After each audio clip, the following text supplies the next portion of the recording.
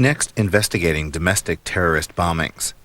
Two specialists from the Bureau of Alcohol, Tobacco, and Firearms talked about how explosives experts and investigators work at sites of suspected terrorist bombings. This event, hosted by the National Press Club, is just under 1 hour.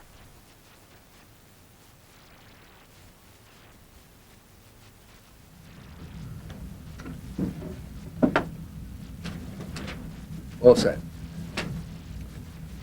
Good morning and welcome to another National Press Club Newsmaker. I am Norm Solon, a freelance journalist and member of the Newsmaker Committee. Unfortunately, it is hardly news that explosives has been more and more become the tools of the trade of demented ideologues, hate groups, and other violent criminals and terrorists. Our speaker today is a veteran special agent of the Bureau of Alcohol, Tobacco, and Firearms, ATF, the federal agency charged with investigating that cowardly act of violence.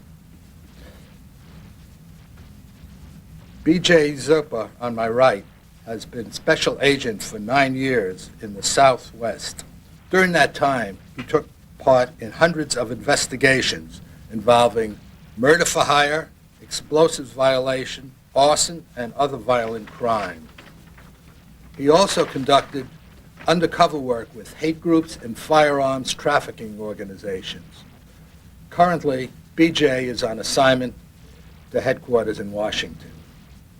Joining him on the podium are Jeff Ream, Special Agent, and David Schatzer, ATF Explosive Enforcement Officer. BJ?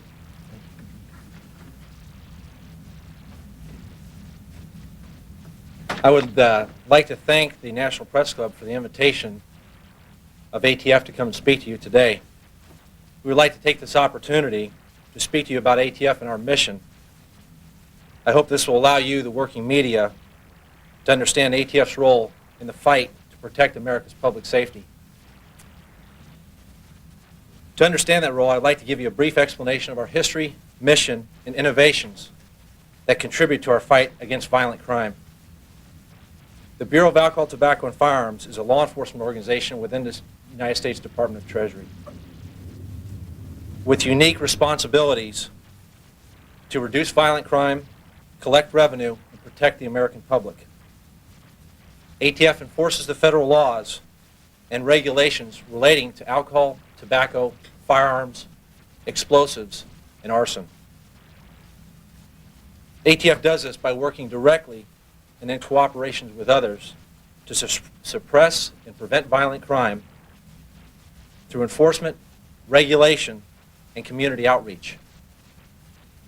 To ensure fair and proper revenue collection and to provide fair and effective industry regulation, support and assist federal, state, local, and international law enforcement, and provide innovative training programs in support of criminal and regulatory enforcement functions. ATF history goes all the way back to the late 1700s with the earliest alcohol tax laws. ATF was involved in the fight against violent crime in the 1920s in inner-city United States with the illegal distribution of alcohol and the manufacture of illicit alcohol in the rural United States.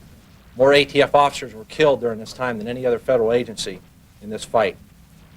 In 1934, Congress enacted the first federal firearms legislation, the National Firearms Act, which is still in effect today.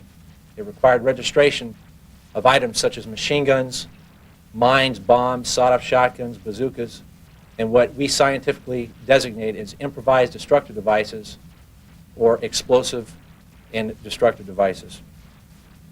In the 1970s, Congress enacted the first federal arson and explosives laws and assigned ATF to regulate the industry and to enforce those laws. In 1972, ATF became a separate bureau in the Department of Treasury, removing itself from the Internal Revenue Service. ATF's current mission to regulate industry includes collecting the revenue from alcohol, tobacco, explosives, and firearms industry. ATF collects approximately $14 billion in revenue every year. For every dollar spent on ATF's budget, ATF returns approximately $35. Other major function law enforcement is to enforce the federal firearms laws. The Gun Control Act of 1968 and all its subsequent amendments addresses the need for specific criminal violations and punishment for prohibited acts with the use of firearms, such as possession of firearms by convicted felons, armed career criminals, illegal aliens, and those mentally adjudicated as deficient and a threat to public safety. ATF also zealously attacks illegal firearms trafficking and violent crime and organizations, criminal syndicates that utilize firearms as tools of their trade and for illegal contraband and commodity. ATF still is very involved with the National Firearms Act, including the manufacture of illegal explosive and destructive devices, from the simple pipe bomb to a major large-scale vehicle bombing. ATF is involved in the federal tobacco and arson laws by investigating the diversion of tax-exempt cigarettes and alcohol products that are smuggled into the domestic market for sale to the street.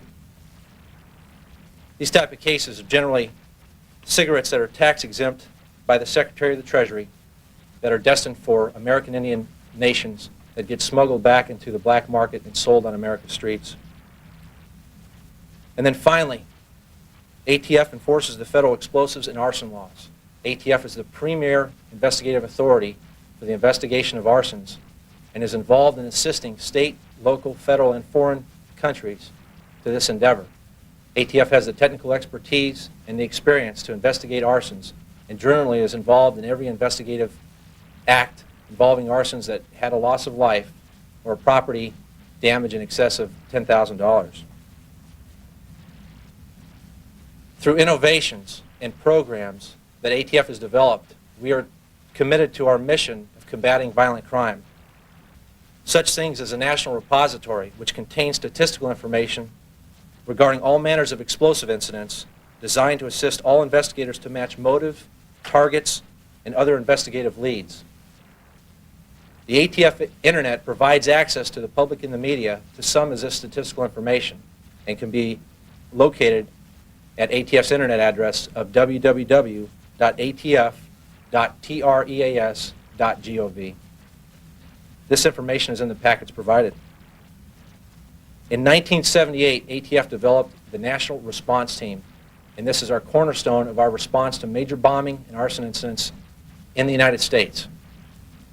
ATF maintains 4 of these teams placed throughout the United States and can respond within 24 hours to any major fire or bombing incident. These teams were crucial in the results of the investigations in Oklahoma City, World Trade Center bombing, the current ongoing Atlanta and Birmingham incidents. To date, there have been 409 mobilizations involving the loss of over 493 lives, 2,467 injuries to U.S. citizens, and billions of dollars in property damage. The ATF National Response Teams are the cornerstone and utilize a team approach in the investigation of these incidents. These teams are comprised of ATF agents, chemists, explosive technology experts, fire protection engineers, and canine teams. The team approach allows us to saturate a major bombing incident with technical knowledge to generate as much investigative and forensic evidence as possible before the scene is contaminated. The idea to this effect has resulted in the prosecution of hundreds of suspects and have had direct links to them purchasing explosive materials, manufacturing devices, and detonating them for criminal acts. ATF has also developed an international response team.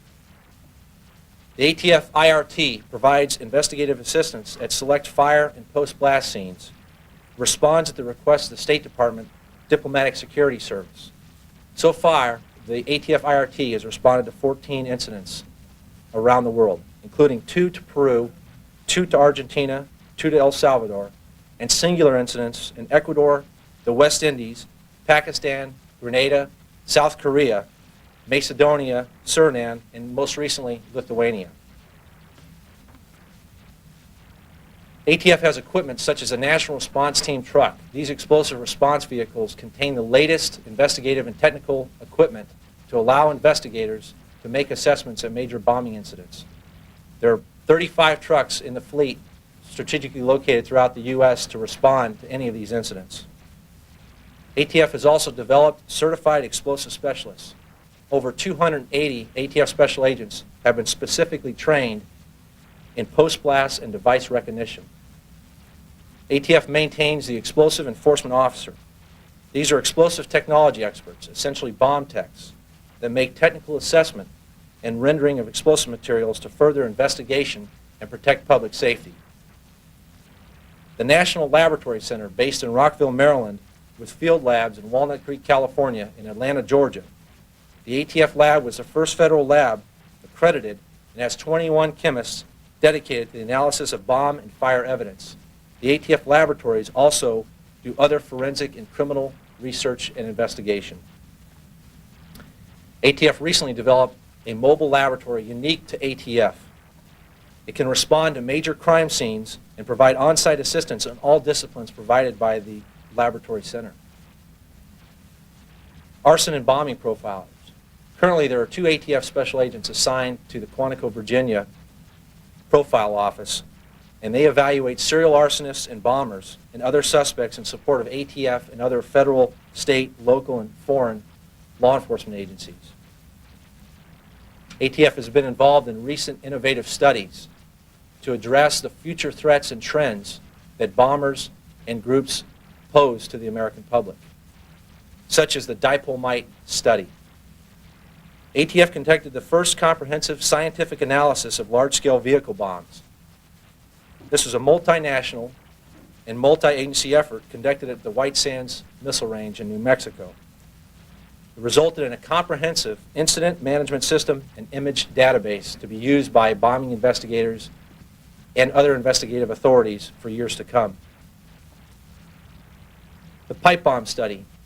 ATF is currently involved in a project to develop a predictive model for the behavior of the most prevalent explosive device in the United States, the pipe bomb. ATF is directing the study, which is being done by Gordon Research, a contractor. The Taggant study. At the direction of the United States Congress, ATF formed an explosive Taggant study group to study the tagging of explosive materials for the purposes of detection and identification. ATF has submitted a report to Congress, which is currently under review.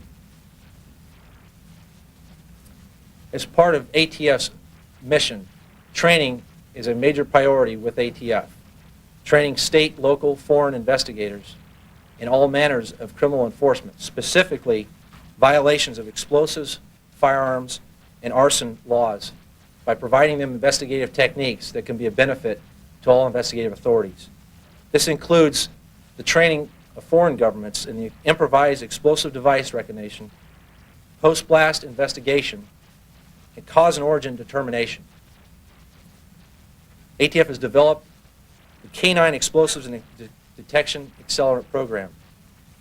ATF developed the first operational accelerant detecting canine to be used in arson investigations. ATF has also implemented in 1992 an explosive detection canine program to support U.S. and foreign anti-terrorism efforts. In September of 1996, a working group was formed to study the use of canines by United States government agencies for counterterrorism and anti-terrorism purposes. I would like to introduce Special Agent Grace Sowers with ATF and Canine Officer Charlie, who's taking a nap.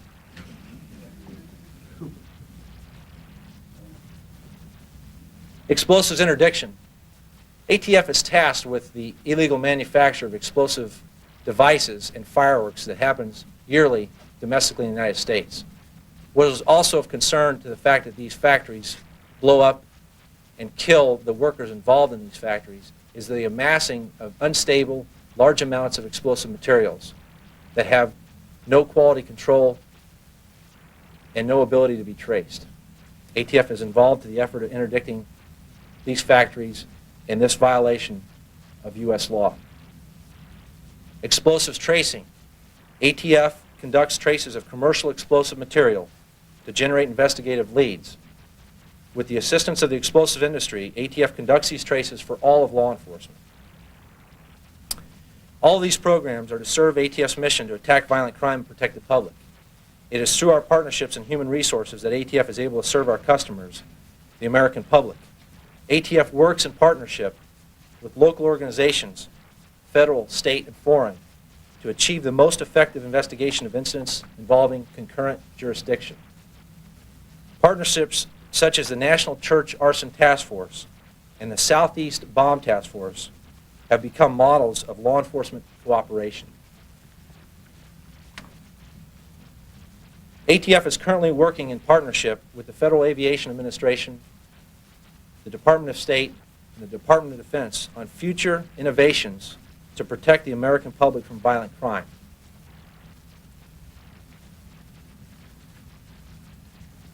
ATF, through criminal intelligence sharing, has had successes in the prevention of major violent acts, such as the Arizona Viper Militia investigation in 1996 in Phoenix, Arizona. ATF concentrates its resources on the investigations of the violations rather than the group, which always leads to those responsible. Through this endeavor, we have revealed groups and individuals before their acts of violence could be committed. We share our criminal intelligence information with all law enforcement and solicit all explosive incident information from other agencies to make an accurate analysis of bombing trends. You've been provided with explosive incident statistics in the packets, and they are available on the internet. Hopefully these will be of service to you when you conduct future stories. The current data is available through fiscal year 1996. There's about a year lag time on the analysis to make these things accurate. It includes motive and trends in the statistical information, and the contributing agencies include the Federal Bureau of Investigation and the U.S. Postal Service. And these databases are identified as Exis and Axis and can be found publicly on the web.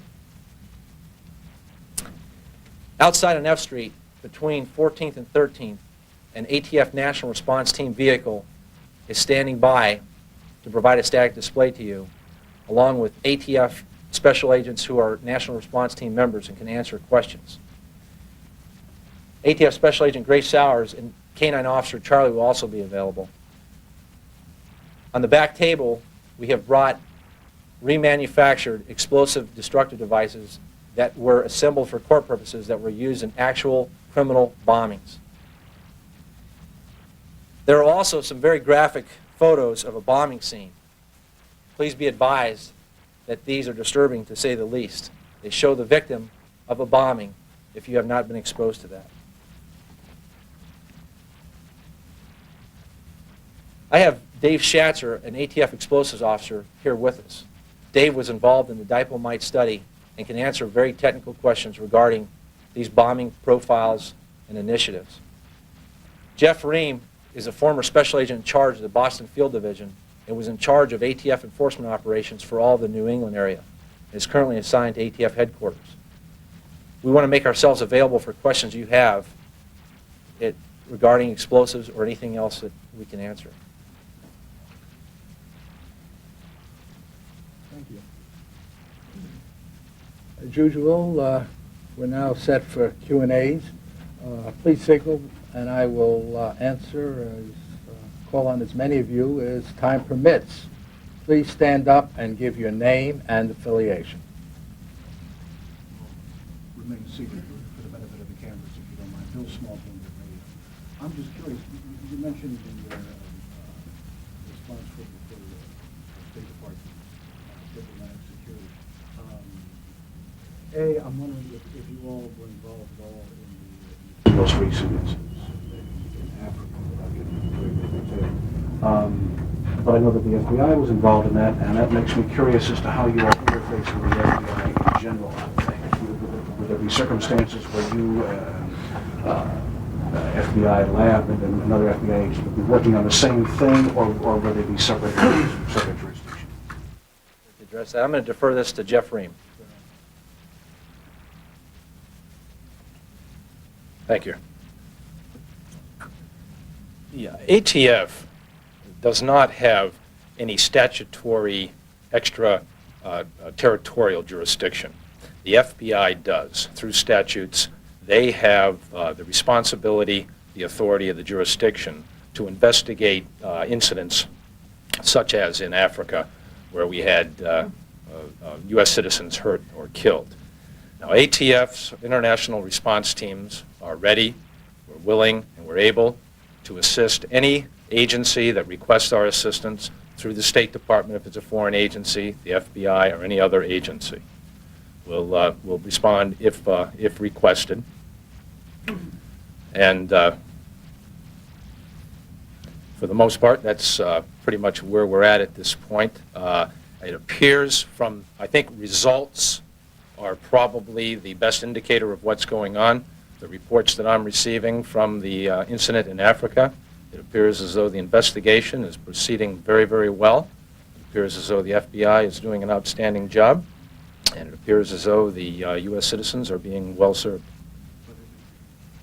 Normally, they would have to call you in on something that they would be doing. They would have to request your assistance for something outside the country, but not within. Well, inside the United States, of course, we have a lot of jurisdiction that abuts, and so in most any incident, you'll find that both of our agencies will respond. We have worked most all of the major incidents together: Oklahoma City, World Trade Center, TWA 800.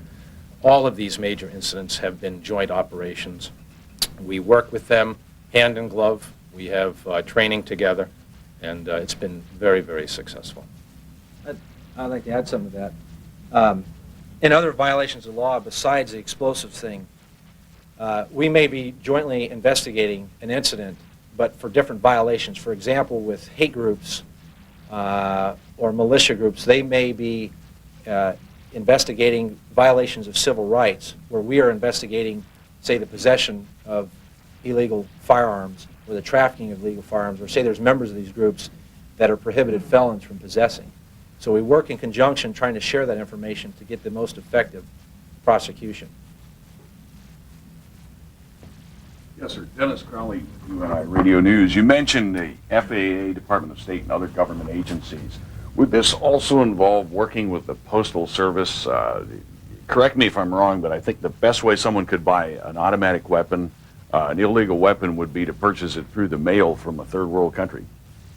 Actually, statistically, when we talk about illegal weapons, the majority of, say, for example, machine guns that are seized by ATF and law enforcement in the United States are firearms that were originally manufactured semi-automatic in nature and were converted by somebody who did some blacksmithing themselves, gunsmithing. The vast majority of firearms that we seize that require registration under the National Firearms Act and therefore are contraband are converted firearms that were originally manufactured for semi-automatic purposes. I've personally have purchased many of those off the streets of America, and it's just somebody that's been tinkering around with them. It's the rare exception where you find something that was originally manufactured as a machine gun or came from a foreign country, but that does happen. Ken Silverstone, Emergency Preparedness News.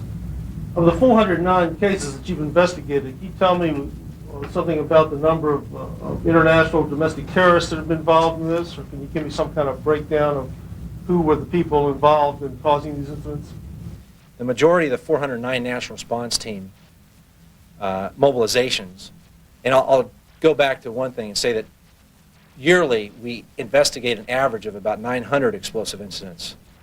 These include, though, the theft of explosive materials, juveniles manufacturing illegal explosive devices, and assistance to state and local government when they have an explosive incident, such as even including a mailbox bombing. The NRT activations include major arson scenes and bombing incidents, which could be rival biker gangs blowing up competing tattoo parlors, which we had heavily involved in that in different parts of the country, and organized crime bombings, which still exist in the Midwest. And then also we've been dealing with a lot of bombing incidents with crime syndicates up in the Chicago area and with rival biker gangs up in Canada, for example. Domestic terrorist groups, which we do not classify, we don't make that classification. That's something that happens by the FBI and the State Department. we've provided assistance. But the NRT mobilizations, for the most part, are domestic in nature and are for arson and bombing incidents. A lot of the bombings are either career, financially motivated, ideologically motivated as far as a hate group, and then revenge, which is a common bombing incident. Dave, would you agree with? Are there any cases of international terrorists in the 409 you've investigated? Well, I'll tell you the one for sure is World Trade Center bombing. Absolutely. Absolutely. And what was able to happen there is, regardless of who was the group that conducted the criminal act, ATF goes in there with its basic bomb investigating experience, knowing what to look for, and immediately when they got into the blast seat, and this is what we identify as the origin of the blast, they were looking for specific things. They knew from the fragments that they had a vehicle, and it was probably a vehicle that transported the explosives and was in fact the device. They're finding immediately some way to identify what that vehicle was to generate investigative leads. That information, of course, was used again in Oklahoma City, both of which resulted in the finding vehicle identification numbers, which were very substantial in the cases, both of them. Teresa Albor, Associated Press Television. You mentioned that you're doing a pipe bomb study, and in Cape Town, it now appears that it was a pipe bomb incident, which the authorities are saying would lead one to believe it was probably domestic. Can you elaborate on that? Are pipe bombs something that an international terrorist group would use under any circumstances? And tell us a little bit more about pipe bombs in general. Pipe bombs are very rudimentary devices. They can be manufactured with things that one could obtain at a hardware store. And all bombs and devices basically is some way of containing explosive material. And at the detonation, you have expanding gases and pressure. In the case of a pipe bomb, if you have galvanized pipe that's containing, for example, black powder, it's ignited, that pressure builds up, the pipe explodes in fragments and sends missiles in all directions. This is basically an anti-personnel device. And that is our most common explosive incident here in the United States.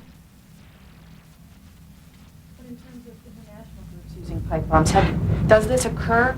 Can you absolutely rule out an international group, and can you elaborate about the Cape Town incident? No, and I would like to defer some of this to Dave. He has the technical know-how. However, when we talk about a pipe bomb, we're talking about generally a small device. The other thing that makes explosive devices, determines their potential damage, is the placement of them. If you took one of these pipe bombs and detonated it out in a field in the open, it's going to blow all over the place. There's going to be a small crater where it was at. But if you took that same device and placed it in a mobile home, for example, there's going to be massive destruction because the gases are being interfered with the structure. If somebody was attempting to cause damage to a large area, they're going to need more explosive material. A small pipe bomb, depending on the target, might not be appropriate. However, pipe bombs show up overseas as they show up in the United States. There's certain explosive materials that bombing investigators can get a simple idea of where the origins might be. Sir.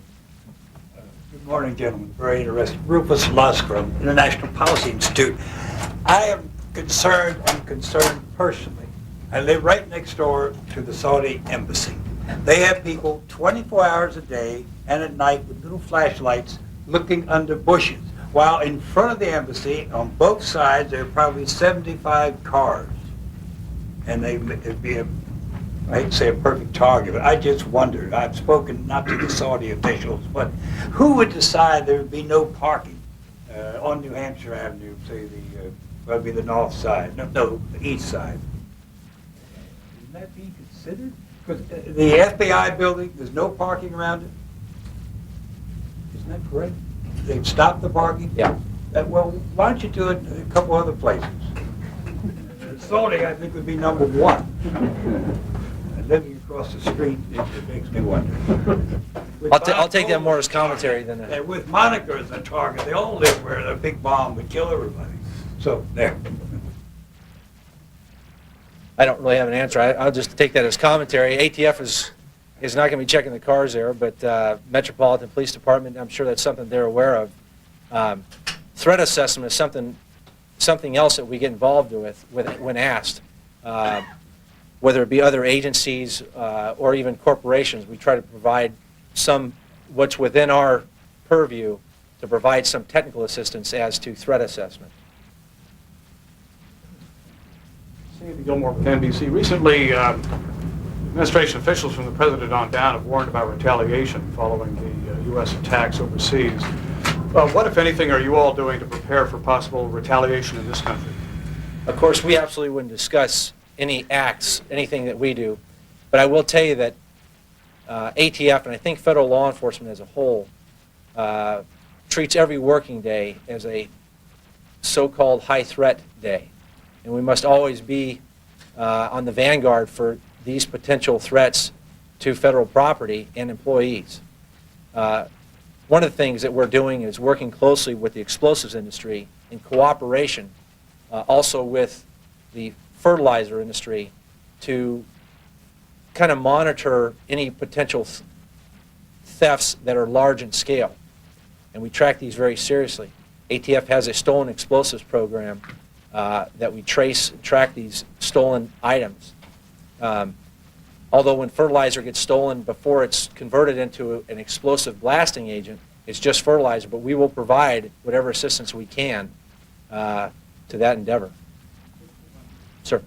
Your thinking is then any retaliation by bin Laden's people or whatever would involve locally purchased explosives? Or? No, but that's one thing that we can contribute to other agencies that are collecting intelligence. I think the main thing that we offer is that we open our books as far as criminal intelligence to every other agency. If we get any indications through street confidential informant sources or other people that are out there conducting investigations, ATF special agents, we provide that information to any affected agency. So it's the partnership that takes place now between all of law enforcement and the intelligence community to make sure that this information is being passed back and forth, that we would never dismiss a piece of information and we would just make sure that we would submit it or provide it. We do this through different working groups with our intelligence division at ATF headquarters, our ATF intelligence officers that are in the field at ATF field divisions, and their counterparts in the other agencies. One last question, but can it be said then that all government agencies such as yourself are on alert for possible retaliation? I'm only going to speak for ATF. After the incident in Oklahoma, we have always been on alert. I would follow up a little on that, too. Do you, at this point, see any specific indicators of any unusual activity other than the obvious suspicion that the terrorists are a little angry right now? Well, again, we're going to monitor what ATF does, and that is through the strength of our relationships. Any indication that we have is immediately going to be shared. I wouldn't disclose to you right now if we did or did not. Yeah, Dennis Crowley, you and I Radio News again. To follow up on their questions, if I wanted to get a hold of semi-automatic weapons, the ideal first thing that comes to my mind is the 29th Light Infantry Division, Maryland, Virginia Guard, which have M16s, M60s, light anti-tank weapons stored in various armories around Virginia and Maryland, not necessarily in D.C. Is the security ample enough so somebody can't drive up a truck in the middle of the night and take these weapons and get out of there? They could do a serious amount of damage, obviously. We work on some of the threat assessments with the military, but the military, of course, that's logistically their responsibility for these things. We're concerned with the threat of regular domestic firearms, again, like I had earlier mentioned, that are manufactured to automatic firearms. And we work with federal firearms licensees when they are required by law to report thefts to us within 24 hours. These thefts of licensed gun dealers is a priority because we consider that a trafficking case, and we put resources on that right away.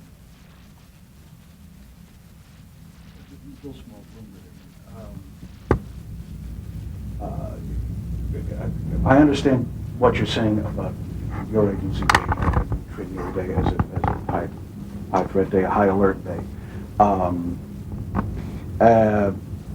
But in the event of something happening, you all are there after the fact. And I guess springing off a lot of the questions about retaliation and that sort of thing. And what I'm sort of curious about is if you all have any sort of advice that you would offer the general public about keeping themselves somewhat secure, normal precautions or anything that they might take, or any sort of alerts that they might have just to keep an eye out for things to protect themselves from something that might be happening. Is that a realistic thing, or is it... Well, as American citizens, we all have the responsibility of being aware that there are those who would like to threaten us, both foreign and domestic threats, to the public safety.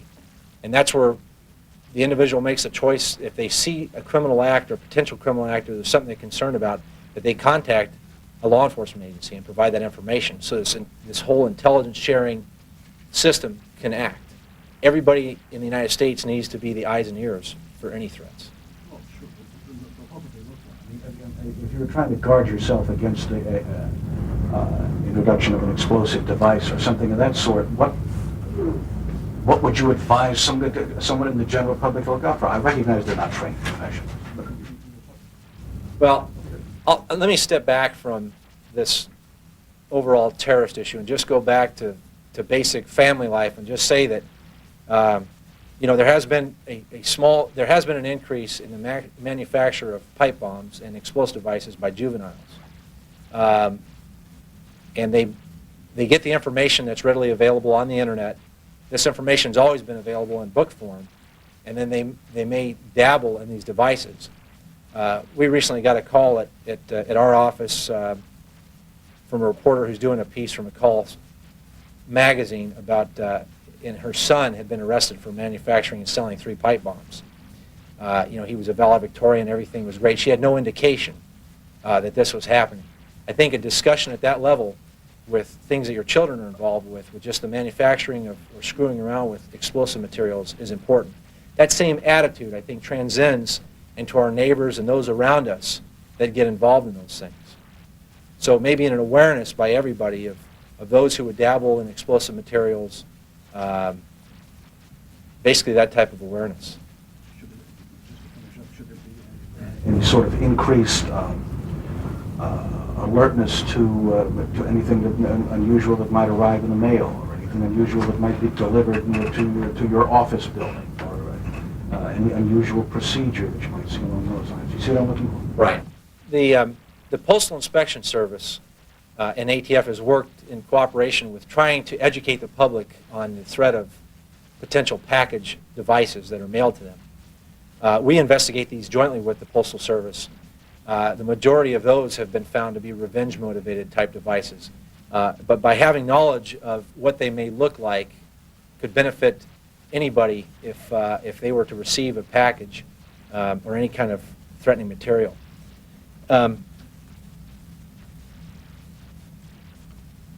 Outside of that, all of law enforcement and all of government, state, municipal, federal, have a responsibility, again, for sharing information and providing the public with as much information we have that's something that may be a threat to them. I have nothing to tell you to that end today. Have you observed the trend of devices becoming significantly more sophisticated and significantly more destructive? And if there is such a trend, is it continuing? If you look at the information that's provided and you see the type of device, it seems statistically that the devices still kind of maintain that rudimentary pipe bomb type profile. The thing that would make them more or less significant is if you get into like a remote control detonation type situation. We have an example of that back on the table you're welcome to look at. But still, these things essentially are small destructive devices manufactured from common materials. And that information statistically, those are the type of post-blast scenes that we have investigated and the type of devices that are recovered. So no, I don't see a trend that way. You mentioned earlier on my question about Cape Town, I know you can only comment as experts on this, you're not actually involved, but you were going to refer to your colleague, and I wonder if he could step up to the mic and address that, and also spell his name if you would. This is David Schatzer, S-H-A-T-Z-E-R. All right. Mr. Schatzer is an explosive enforcement officer. He's one of these ATF bomb techs, the technical people that works in our Explosives Technology Branch. What was the question you had for him, Dave? I had asked earlier, it appears it's a pipe bomb in Cape Town, early evidence of it. What does this exactly mean in terms of whether it's international terrorism? What are the experts looking for now? Just any sort of elaboration about what you would guess is the Cape Town investigation at this point. I believe earlier you were asking a question if they were exclusively domestic. I can answer that they are not exclusively domestic. Pipe bombs are manufactured from very common materials that don't arouse much suspicion when they're being purchased and manufactured. The people don't go into a whole lot of detail, but they'll try to recover all the components of the suspect device in Cape Town, speaking from personal experience, and attempt to identify any of the components and residue there. And there's a lot more information that can be garnered, but it doesn't really apply here today. Do pipe bombs tend, for the most part, to be the work of, quote, amateurs as opposed to professionals? I mean, as opposed to terrorists? Not necessarily. Pipe bomb is an inexpensive hand grenade, if you want to look at it in those terms. It's a small, it can be a small, easily concealed device, and it can be something as large as a foot in diameter and 4 feet long. But typically, it's a simple device that's readily manufactured. We won't exclude experienced people from using pipe bombs, because if we said no, it was a rudimentary device, then all the experienced bombers out there would say, great, we'll just use pipe bombs and no one will ever look for us. So. Any more questions? It sounds as though what you're saying is that the public is be far more justified in worrying about encountering a pipe bomb placed by somebody with a revenge motive than some sort of an explosive device sent over by Osama bin Laden. I think I'll leave that for the analysis of the information that's been provided from all these explosive incidents. But what we typically respond to and assist the other agencies in is pipe bomb type devices. Well, I'm just speaking in terms of percentages and odds at this point. I'm just wondering how much we're doing of hearing hoofbeats and looking for zebras, and perhaps going too far afield. It sounds as though what I'm getting from you is that the threat is much less from any sort of professional international terrorist, as far as something that the public is likely to encounter here in this country, and more something else of a pipe bomb type nature or revenge motive or something else other than international politics. Well, we would not want to discount nor downplay any kind of threat to acts on U.S. soil by foreign entities. By no means. However, there's the ongoing threat of the regular criminal bomber. Those motives, again, are financial, revenge, some ideology, a variety of things. But all of law enforcement and ATF are aware of this potentially new foreign threat by those that would want to cause harm to the American public. It is our hope to utilize the bombing experience, the expertise that have been developed in the investigation of domestic incidents, and apply all of that to any type of foreign activity, if necessary. A lot of Americans are really frightened, especially children.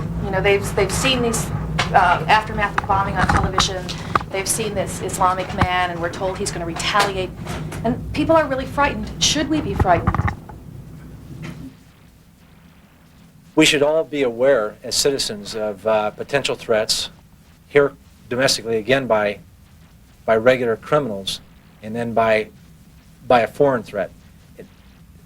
The fright is not effective, but the awareness is. And again, if people have information, I think it's their responsibility, all of our responsibility, to share that with law enforcement and the agencies that are going to proactively investigate these threats.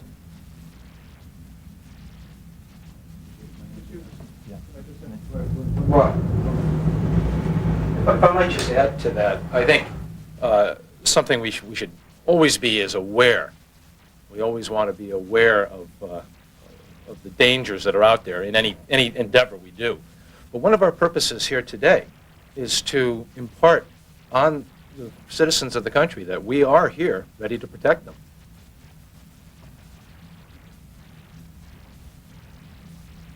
Go ahead. Yes, you guys are experts in bombs. I would imagine that as you drive around town, especially here in Washington, you might see vulnerable spots. Don't you sort of think like a bomber sometimes? Isn't that part of your job? I And do you guarantee you see- that this man does. Do you see vulnerabilities? Don't tell us where they are. But, you know, do you think enough is being done or should more be done? Not just talking about public buildings, but I'm not just talking about government public buildings, but others as well. Well, In terms of citizens walking down the streets, I mean, terror is because it is terror because it's so random, as she was just mentioning. I think there's a lot been studied and written on America and the United States as far as what our vulnerability is. You can see recent increases in our security approach as a federal government. We all experience this when we travel domestic airline flights, whereas you might not have seen that several years ago. I'm sure that that type of thing is going to be on the increase the closer that these incidents come to us. Protections being taken at this moment are adequate, or as you drive around, do you say to yourself, man, they ought to block off that driveway, or how come that underground entrance is still open, or whatever? Well, the thought has got to be, what are the threats? And initially, this increase in federal government property protection was, of course, a result of Oklahoma City. Prior to that, the procedures were totally different. Usually security at a federal building or a federal courthouse was somebody that was upset about taxes or a criminal indictment by the U.S. court, things like that. And this brought home that there are other threats out there, and hence security increased. I'm unable to answer, and I'm not going to, whether ATF sees how vulnerable we are. I think any discussion of that would possibly show vulnerabilities to those that may be a threat. I think we'd like to tie this up and make, again, I want to remind everybody about the National Response Team vehicle. You're welcome to go and speak to those ATF agents about the National Response Team or any of the equipment that's in the trucks. Special Agent Sowers and Canine Officer Charlie, and then the devices back on the table. Okay, thank you very much. Thanks, Dave. And what's your title?